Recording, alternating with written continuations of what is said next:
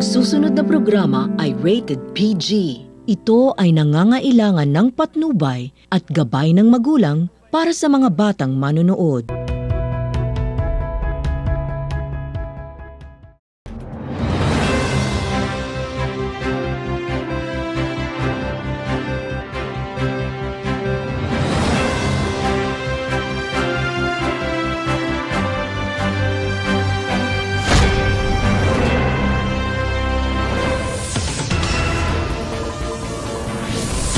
Magandang araw, Cavite, Laguna, Batangas, Rizal at Quezon. Para sa mga detalye ng mga balita sa Sais Patrol, narito si Kasandigan, Robin Santiago.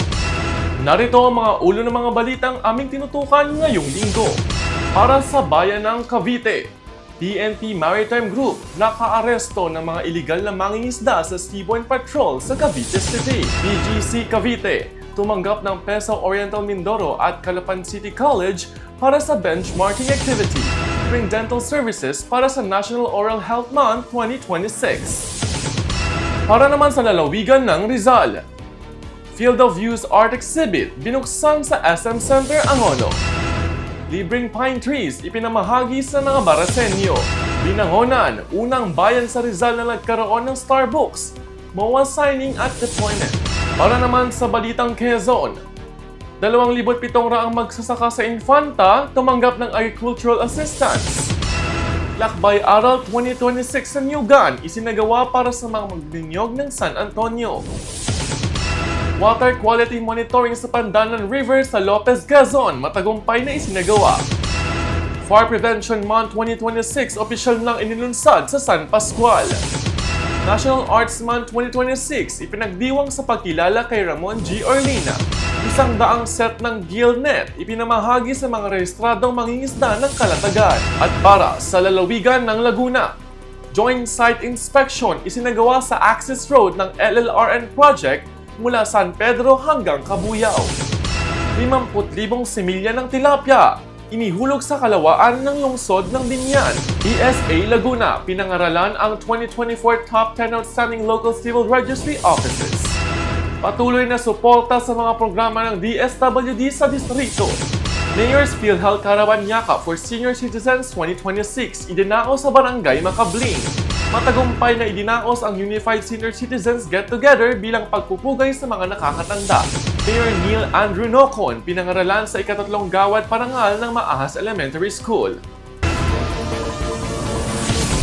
Para sa Balitang Cavite, nagsagawa ng magkakasunod na Seabourn Patrol Operations ang PNP Maritime Group sa pangunguna ng Noveleta Maritime Law Enforcement Team, Cavite Maritime Police Station at Bantay Dalampasigan sa karagatan ng Cavite City. Isinagawa ang operasyon bilang tugon sa ulat ng Coastal Barangay Information Network hinggil sa umunay iligal na pangingisda noong 21 ng Pebrero 2026. Sa magkakahiwalay na operasyon, 3 fishing bangka ang na-intercept habang gumagamit ng pinagbabawal na troll o active fishing gear sa karagatan malapit sa Sangley Point. Kabuuang 9 na individual ang naaresto habang nasamsam ang mga bangka at kagamitan na tinatayang aabot sa mahigit 800,000 ang halaga. Dinala ang mga sospek at ebidensya sa Cavite MARPSA para sa kabuuang dokumentasyon at pagsampa ng kaso sa paglabag sa Republic Act 10654 o ang pagbabawal sa paggamit ng mapanirang fishing gear. Patuloy naman ang mga paalala ng mga otoridad laban sa iligal na pangingisda upang mapangalagaan ang yamang dagat. Malugod na tinanggap ng Provincial Government of Cavite ang delegasyon mula sa Peso Oriental Mindoro at City College of Calapan na isinasagawang benchmarking activity noong 24 ng Pebrero sa New Provincial Government Center sa 13 Martires City. Layunin ng mga aktibidad na matutunan ang mga best practices ng Office of the Provincial Public Employment Service Manager sa larangan ng employment facilitation at career development. Pinangunahan ni Provincial Administrator Engineer Gilbert V. Gandia ang welcome remarks kung saan binibigyang diin ang kahalagahan ng kolaborasyon at palitan ng mga kaalaman sa pagitan ng mga lokal na pamahalaan. Ibinahagi naman ni Rizal Pinpin Enero ang mga pangunahing programa at inisyatibo ng kanilang tanggapan kasama ang mga epektibong pamamaraan sa employment services at workforce development. Bilang bahagi ng aktibidad, bumisita rin ang delegasyon sa mga industry partner tulad ng EEI Training Academy Corporation sa Tanza at Yazaki EMI sa Imus, Cavite upang mas mapalalim ang kaalaman sa skills training at industry collaboration. Sa kabuuan, pinagtibay ng benchmarking activity ang ugnayan ng Cavite at Oriental Mindoro tungo sa mas mahusay at sustainable service sa trabaho. Pinangunahan ng Provincial Government of Cavite sa pamamagitan ng Office of the Provincial Health Officer Cavite ang pagdiriwang ng National Oral Health Month 2026 sa ilalim ng temang para sa malusog ng ngiti ang ating mga kawani. Layunin ng programa na palakasin ang kalusugan at kapakanan ng mga empleyado sa pamamagitan ng serbisyong dental at preventive health care. Sa pangunguna ni Mary Ann G. Montenegro, nagsagawa ng libreng oral prophylaxis sessions sa New Provincial Capitol Building noong ika-4, 10, 18 at 24 ng Pebrero. Tinuturing itong kauna-unahang organisadong in-house dental service program para sa mga kawani ng pamahalaang panlalawigan na isinagawa sa OPD E-Reg Functions Hall. Dagdag pa rito, nagbigay si Christina J. Lee ng lecture tungkol sa kahalagahan ng tamang oral hygiene at regular na dental check-up. Umabot sa 418 empleyado ang nakinabang sa programa at tumanggap ng oral health. Patuloy na pagsisikap ng pamahalaan na itaguyod ang kultura ng kalusugan at wellness sa hari ng mga kawani. Opisyal lang nakikiisa ang bayan ng San Pascual sa taunang pagdiriwang ng Fire Prevention Month 2026 sa pamamagitan ng isang kick-off ceremony na pinangunahan ng Bureau of Fire Protection San Pascual Fire Station noong unang araw ng Marso. Nagsimula ang aktibidad sa isang motorcade at parada na umikot sa buong bayan, na nilahukan ng iba't ibang tanggapan at ahensya ng pamahalaan at mga katawan sa pagtugon sa sakuna. Kabilang sa mga nakibahagi ang Municipal Disaster Risk Reduction Management Council, Philippine National Police, Rural Health Unit, mga volunteer group, mga opisyal ng barangay at iba pang partner agencies. Sa pamamagitan ng sama-samang pagkilos, muling pinagtibay ng pamahalaang bayan ng San Pascual ang matibay nitong pangako sa pagpapanatili ng kaligtasan ng publiko at pagpapalakas sa mga hakbang sa pag-iwas sa sakuna. Matatagpuan ang kanyang mga likas sa mga kilalang pook sining tulad ng Orlina Museum sa Tagaytay at sa National Museum of the Philippines. Gayon din sa iba't ibang gallery at cultural spaces sa buong bansa. Sa paggunita ng National Arts Month, isang pagpupugay ang inialay ng mga tulad ni Orlina na patuloy na nagsusulong ng sining bilang daluhan ng katotohanan at inspirasyon para sa mga susunod na henerasyon. Dumalo ang mga kinatawan ng pamahalaang bayan sa pamamahagi ng fishery inputs para sa mga rehistradong mangingisda ng kalatagan na ginanap sa Tuy. Kabuang 100 set ng gill net ang ipinagkaloob bilang bahagi ng patuloy na suporta sa sektor ng pangisdaan. Layunin ng programang ito na mapalakas ang mga produksyon ng mga mangingisda, mapabuti ang kanilang kabuhayan at matiyak ang sapat na supply ng isda sa komunidad. Ayon sa mga opisyal, ang pamamahagi ng mga kagamitang pangingisda ay bahagi ng mas malawak na inisyatiba upang tulungan ang mga mangingisda na maging mas produktibo at handa sa kanilang hanap buhay. Sa pamamagitan ng ganitong mga programa, patuloy na ipinapakita ang suporta ng sektor ng pangisdaan bilang mahalagang bahagi ng lokal na ekonomiya. Dumako naman tayo sa Balitang Rizal. Formal nang binuksan sa SM Center Angono Artwalk and Field of Views, isang group art exhibit na tampok ang mga likhan mga kasapi ng Angono Artists Association. Pinangunahan ng pagbubukas ng exhibit ni Jerry Calderon na nagbigay diin sa kahalagahan ng patuloy na pagsuporta sa sining at kultura sa bayan ng Angono. Kinatampukan ng exhibit ang iba't ibang obra ng mga miyembro ng samahan na nagpapakita ng sari-saring estilo at pananaw.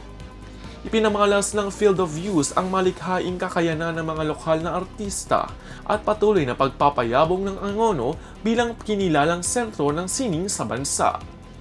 Naging makabuluhan rin ang okasyon sa pagbibigay pugay sa isang mapayapang maestro ng sining bilang pagkilala sa kanilang ambag at inspirasyon sa komunidad ng mga artista. Dinaluhan ng pagbubukas ng exhibit ng iba pang mga panauhin at taga-suporta ng sining na nagpapatunay sa patuloy na pagkakaisa at sigla ng sining sa Angono.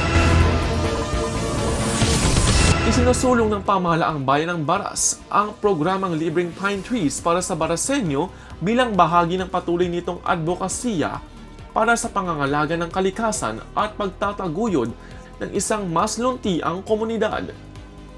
Sa pamumuno ni Willie Robles at Kisi Robles, katuwang ang mga miyembro ng Sangguniang Bayan at mga liga ng mga barangay, hinihikayat ang mga residente na makilahok sa pagtatanim ng mga puno sa kanilang bakuran at komunidad. Layunin ng programa na mapalawak ang mga luntiang espasyo sa bayan, makatulong sa pagpigil ng epekto ng climate change at mapalakas ang kamalayan ng mga mamamayan sa kahalagahan ng pangangalaga sa kalikasan. Patunay ang inisyatibong ito ng patuloy na dedikasyon ng pamahalaang bayan ng Baras sa pagsusulong ng mga proyektong makakalikasan para sa kapakinabangan ng kalusugan at susunod pang henerasyon. Naging kauna-unahang bayan sa Rizal ang Binangonan na nagsagawa ng MOA signing at deployment ng Starbooks, katuwang ang DOST Science and Technology Information Institute.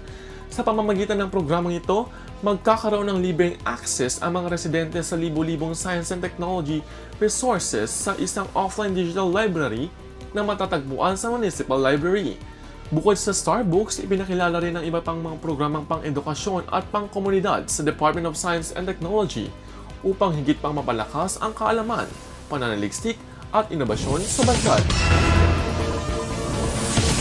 Para naman sa Balitang Quezon, pamamahagi ng agricultural intervention sa 2,700 benepisyaryo mula sa bayan ng Infanta.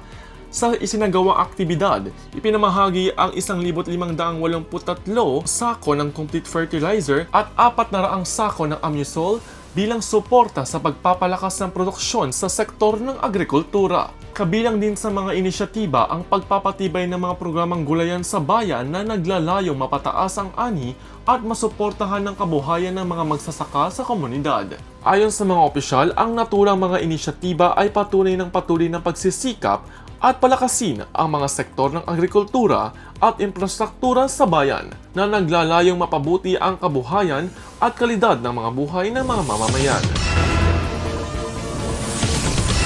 Isinagawa ang Lakbay Aral 2026 sa Newgan na nilahukan ng Coconut Farmers Association ng San Antonio, katuwang ang Philippine Coconut Authority at ang Office of the Provincial Agriculturist Quezon bilang bahagi ng patuloy na suporta at pagpapaunlad ng industriya ng niyog sa bayan.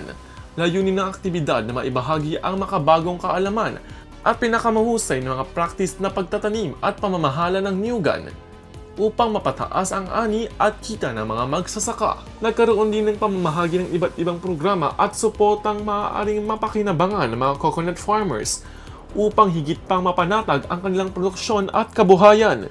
Sa maayos na koordinasyon ng mga katuwang ng ahensya at pamahalaang bayan, patuloy na pinapalakas ang sektor ng niyog sa San Antonio tungo sa mas masigla at maunlad na industriya ng agrikultura. Matagumpay na naisagawa ang water quality monitoring sa Pandanan River sa pangunguna ni Menro Designate Charis Montero bilang bahagi ng patuloy na pangangalaga sa kalikasan at kalusugan ng komunidad.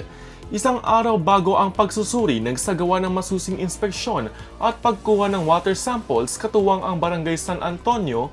Isang araw bago ang pagsusuri, nagsagawa ng masusing inspeksyon at pagkuha ng water samples katuwang ang Barangay Santo Niño Ibaba upang matiyak ang maayos at tamang proseso ng sampling. Upang makasiguro sa tama at siyentipikong resulta, ang mga nakuwang water samples ay idinala at ipinasuri sa DOST Regional Standards and Testing Laboratory sa Los Baños. Ang naturang inisyatiba ay mahalagang bahagi ng patuloy na pagbabantay sa kalidad ng mga anyong tubig upang mapanatili ang kaligtasan ng mamamayan at maprotektahan ang kalikasan para sa susunod na henerasyon. Para sa Balitang Laguna, isinagawa ang isang joint site inspection sa proposed access road ng Laguna Lakeshore Road Network Project Phase 1 Contract Package 2 Stage 2 na sumasaklaw sa rutang San Pedro City, Binyan City hanggang Cabuyao City.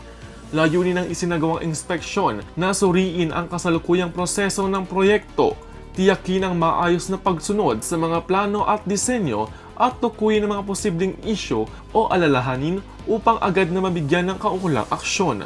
Ang inisyatibong ito ay patunay ng matibay na pagtutulungan ng pamahalang lungsod at makakatuwang ng ahensya upang higit pang mapaghusay ang regional connectivity at mapalakas ang infrastruktura ng transportasyon sa lalawigan ng Laguna.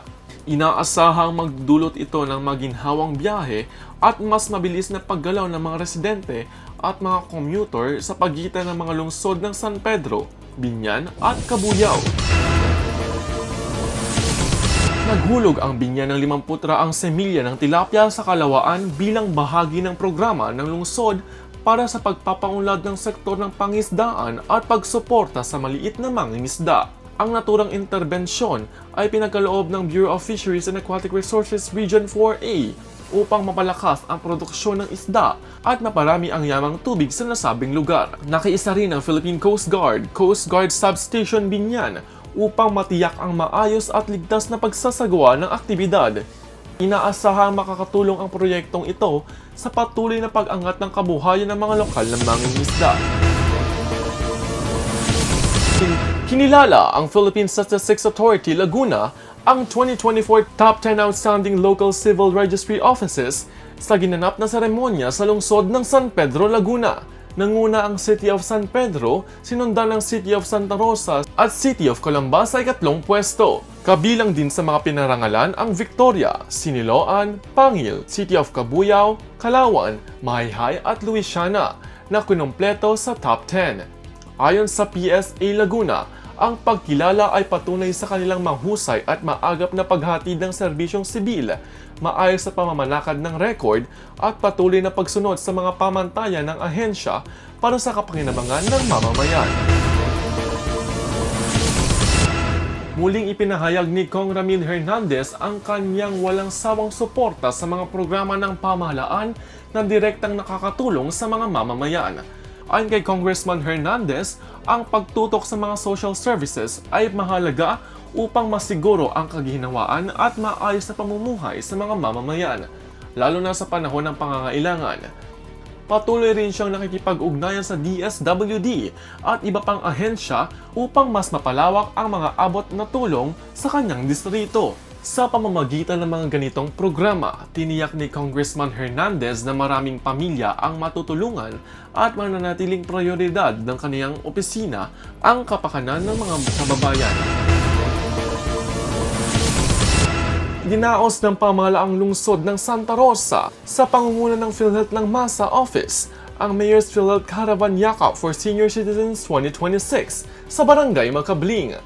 Layunin ng programa na mabigyan ng sapat na at abot kayang serbisyong pangkalusugan ang mga nakakatanda sa komunidad.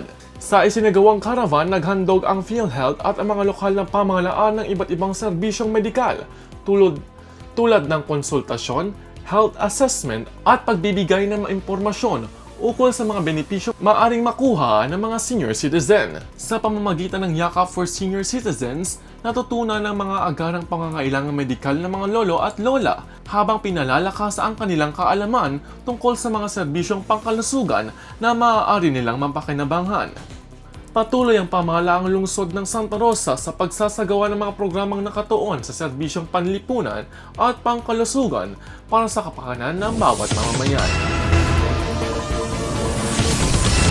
Dinaos ng pamahalaang lungsod ng Santa Rosa sa pangunguna ng PhilHealth ng Masa Office ang Mayor's PhilHealth Caravan Yakap for Senior Citizens 2026 sa Barangay Macabling. Layunin ng programa na mabigyan ng sapat na at abot kayang serbisyong pangkalusugan ang mga nakakatanda sa komunidad. Sa isinagawang caravan, naghandog ang PhilHealth at ang mga lokal na pamahalaan ng iba't ibang serbisyong medikal tulad ng konsultasyon, health assessment at pagbibigay ng mga impormasyon ukol sa mga benepisyo maaring makuha ng mga senior citizen. Sa pamamagitan ng Yakap for Senior Citizens, natutunan ng mga agarang pangangailangang medikal ng mga lolo at lola habang pinalalakas ang kanilang kaalaman tungkol sa mga serbisyong pangkalusugan na maaari nilang mapakinabangan.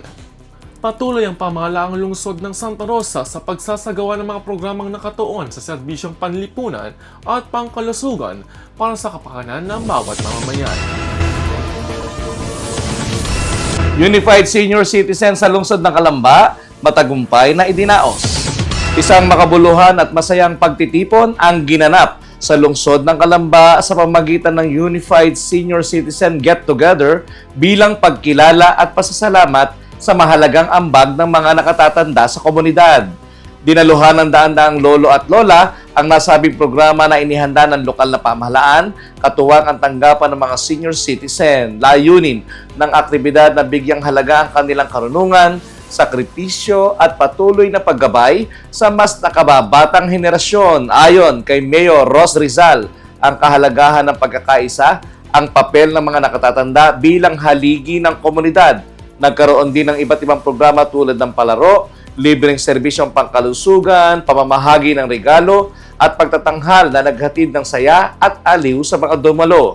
Patuloy naman tinitiyak ng lokal na pamahalaan ang kanilang suporta sa mga programa at serbisyong nakalaan para sa mga senior citizen upang masiguro ang kanilang kapakanan at maipakita ang taos-pusong paggalang sa kanilang mahalagang papel sa paghubog ng lungsod. Nagpamalas naman ng husay sa kanyang pag-awit si Mayor Ros Rizal. Di ko na sana pinagmasdan ang iyong ganda.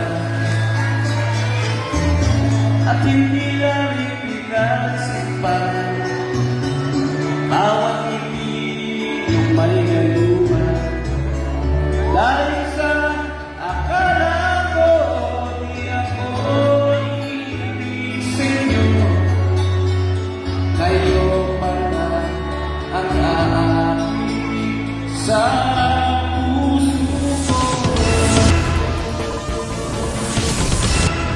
Isang makabuluhang selebrasyon ng dedikasyon at malasakit sa edukasyon ang naganap sa covered court ng Maahas Elementary School para sa ika-3 Gawad Parangal. Tampok sa programa ang pagbibigay ng inspirational message at pagkilala sa mga individual na may malaking ambag sa pagpapaunlad ng sektor ng edukasyon sa komunidad.